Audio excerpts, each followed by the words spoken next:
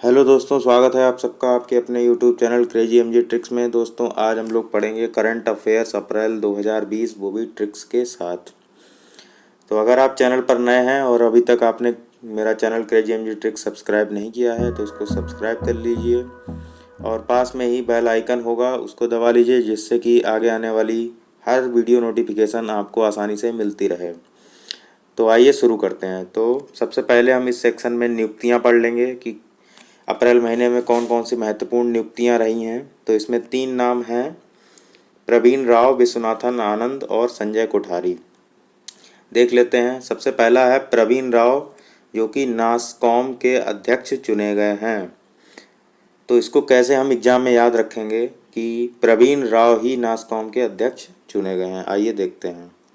तो ये देखिए प्रवीण है, और आपको या प्रवीण नाम देखकर ही क्रिकेटर जो हैं प्रवीण कुमार, उनका नाम याद आ जाएगा। तो उनके करियर का नाश हो गया, ऐसे आप बना लेंगे। प्रवीण कुमार जो इंडियन क्रिकेटर हैं, मेरठ के हैं, उनके करियर का नाश हो गया। उन्होंने आईपीएल खेला था लेकिन उसके बाद वो नहीं खेल पाए। तो ऐसे हम बना लेंगे कि उनके करियर का नाश हो गया। अब देखिए नास कॉम में भी ये देखिए नास आ रहा है। तो इस तरीके से हम एग्जाम में याद रख पाएंगे कि नासकॉम के अध्यक्ष प्रवीण राव थे। अब मैं आपको बता देता हूँ कि नासकॉम क्या है। नासकॉम की फुल फॉर्म क्या है? नासकॉम है the national association of software and service company. National association of software and service companies. तो अगर आपसे एग्जाम में प्रश्न पूछा जाता है कि हाल ही में नासकॉम का अध्यक्ष किसे चुना गया है, तो आप नासकॉम का नास याद रखेंगे और किसके करियर का नाश हो गया तो आपको याद कर लेंगे प्रवीण कुमार का। तो प्रवीण कुमार से आप प्रवीण राव को रिलेट करके ऑप्शन लगा लेंगे। आगे बढ़ते हैं। अगला जो नियुक्ति महत्वपूर्ण है वो है विश्वनाथन आनंद की, और इन्हें WWF का ब्रांड एम्बेसडर चुना गया है। WWF है वर्ल्ड वाइड फंड। तो 5 बार के ये विश्व चैंपियन हैं विश्वनाथन आनंद, शतरंज चैंपियनशिप, जो कि इंडिया के पर्यावरण शिक्षा कार्यक्रम के एम्बेसडर इनको चुना गया है। तो कैसे हम इसको एग्जाम में याद रख पाएंगे? तो ये तो आपको पता ही है कि वर्ल्ड वाइड फंड पर्यावरण शिक्षा से संबंधित होता है, पर्यावरण से संबंधित है। और पर्यावरण में बहुत सारे क्या होते हैं, एनिमल भी होते हैं। तो विश्वनाथन आनंद जो गेम खेलते हैं शतरंज, उसमें भी तो एनिमल होते हैं।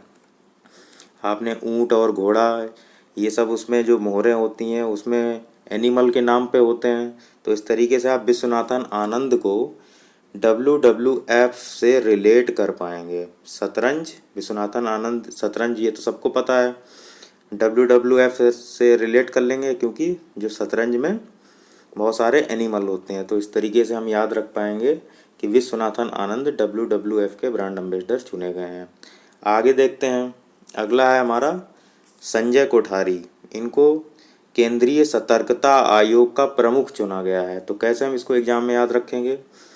तो CVC का मतलब होता है सेंट्रल विजिलेंस कमीशन, और इसको कैसे याद रखेंगे? ये देखिए संजय शब्द आ रहा है और यहाँ पर आ रहा है सतर्कता।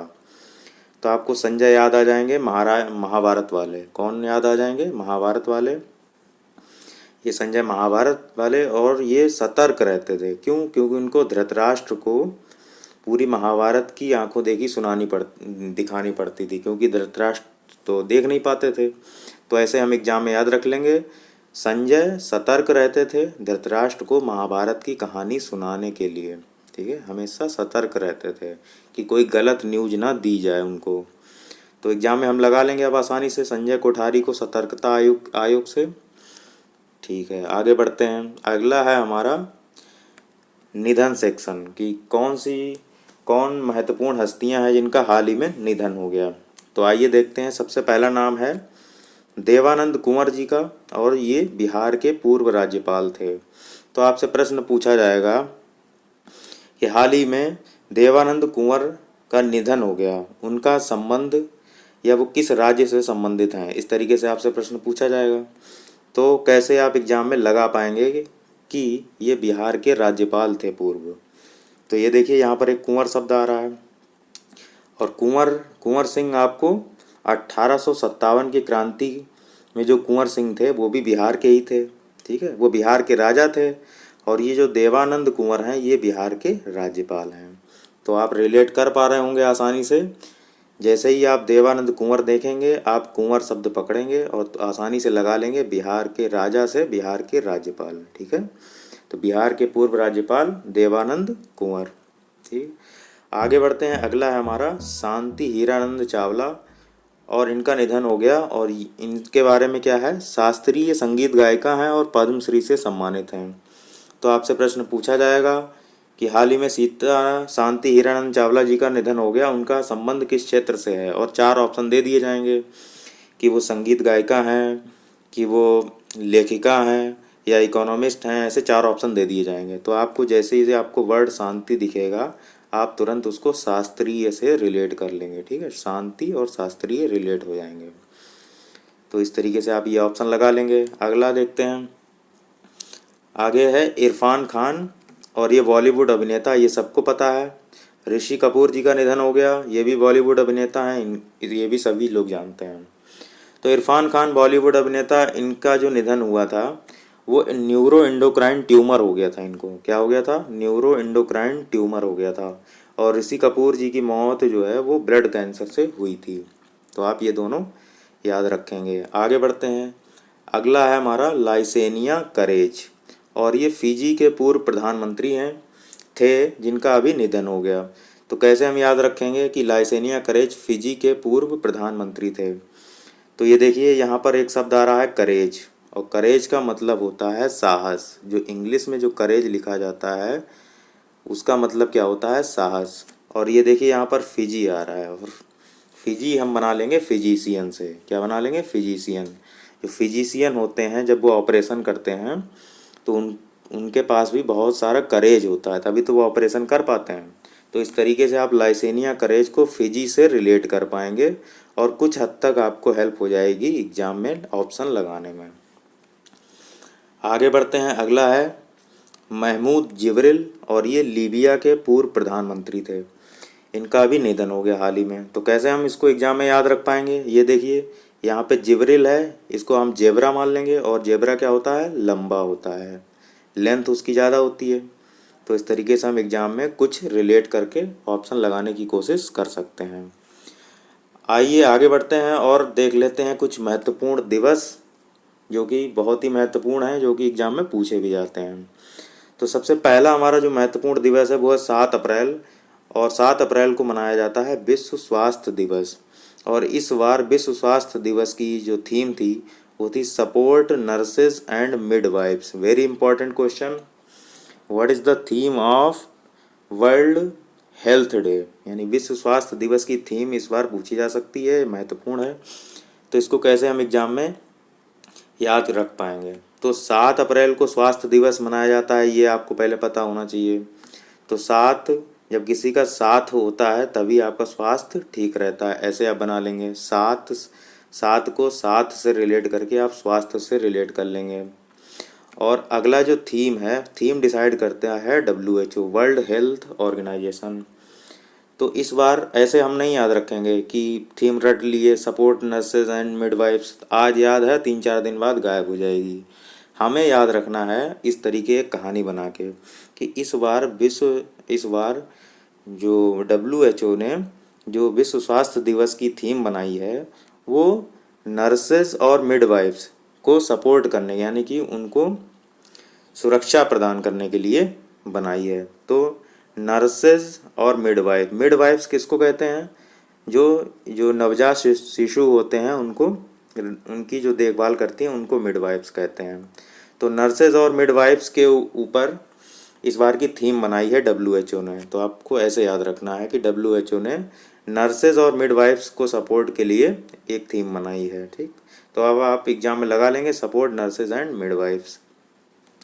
तो 7 अप्रैल को स्वास्थ्य दिवस मनाया जाता है, उसके ठीक 3 दिन बाद, ठीक है, उसके ठीक 3 दिन बाद होम्योपैथी दिवस मनाया जाता है। ठीक है, तो 7 स्वास्थ्य था पहले सही, और 3 दिन बाद बीमार हो गए और ज़रूरत पड़ी दवाई की, तो हो गया होम्योपैथी दिवस। ठीक, ऐसे हम याद रख लेंगे। तो 10 अप्रैल को मनाया जाता है विश्व होम्योपैथी दिवस। आगे बढ़ते हैं। अगला है 18 अप्रैल, और इसको विश्व विरासत दिवस मनाया जाता है। और इस बार की थीम इम्पॉर्टेंट है, साझा संस्कृति, साझा विरासत और साझा जिम्मेदारी। इसको हम कैसे एग्जाम में याद रख पाएंगे? तो आपको जैसे विरासत दिखे तो आप विरासत कोई एक व्यक्ति तो संभाल नहीं सकता, तो विरासत संभालने के लिए साझा सहयोग की ज़रूरत होती है। तो आपको जहाँ ऑप्शन में साझा 3 बार दिख जाएगा वही ऑप्शन हमारा सही रहेगा। ठीक है, साझा शब्द आपको 3 बार जहाँ ऑप्शन में दिखेगा वो ऑप्शन आपको ठीक करना है। तो साझा संस्कृति, साझा विरासत और साझा जिम्मेदारी, ये इस बार विश्व विरासत दिवस की थीम थी।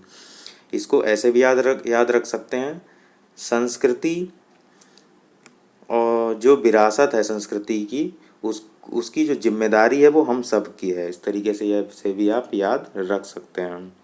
आगे बढ़ते हैं। अगला है हमारा 22 अप्रैल और इसको पृथ्वी दिवस मनाया जाता है और इसकी इस बार की जो थीम है वो है क्लाइमेट एक्शन। इसको कैसे याद रखेंगे? तो ये देखिए, मान लीजिए ये है पृथ्वी, ठीक है, इसको मैंने 2 पार्ट में डिवाइड कर दिया, एक वर्टिकली और एक हॉरिजेंटली। तो इसके 4 पार्ट में डिवाइड हो गई, 1 2 3 और 4।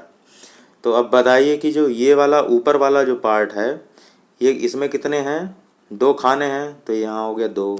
नीचे वाले में कितने खाने हैं? 2। तो 2 और 2 मिला के क्या बन गया? 22। तो ये देखिए 22 आ गया।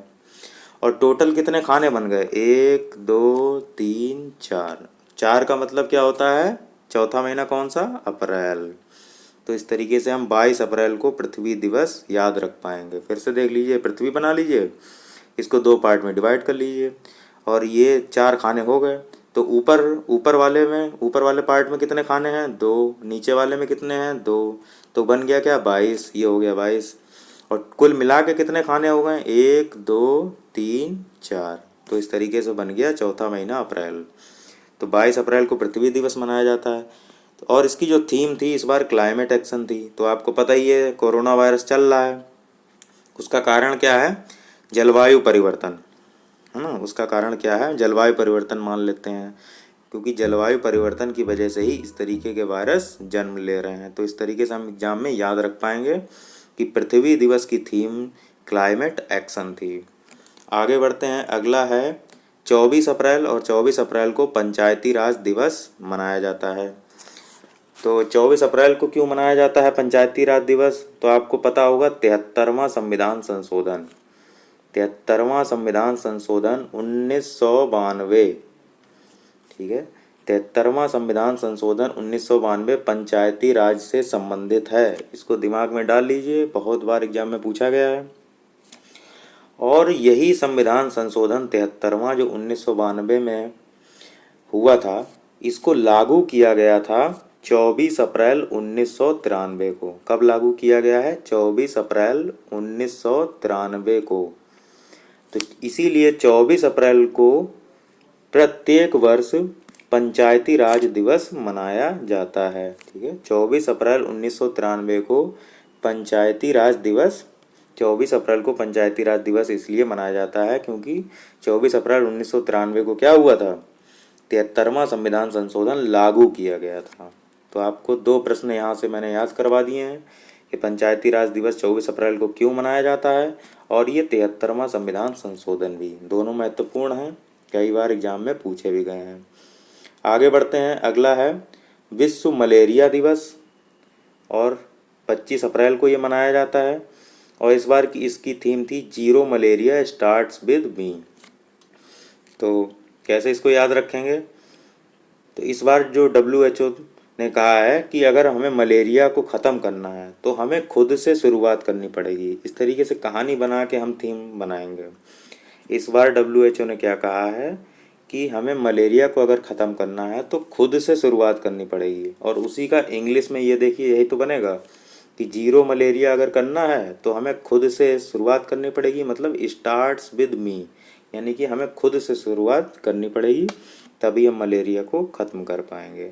वेरी वेरी इंपॉर्टेंट मलेरिया दिवस की थीम इस बार की zero malaria starts with me. तो इस तरीके से हमने नियुक्तियां और महत्वपूर्ण दिवस देख लिए हैं और निधन भी देख लिए हैं। आगे बढ़ते हैं। अगला है पुरस्कार और सम्मान। तो इस बार पुरस्कार और सम्मान में हमें सिर्फ एक पुरस्कार याद रखना है, वो है पेटा। क्या याद रखना है? पेटा। और पेटा क्या है? People for ethical treatment of animal, people for ethical treatment of animal.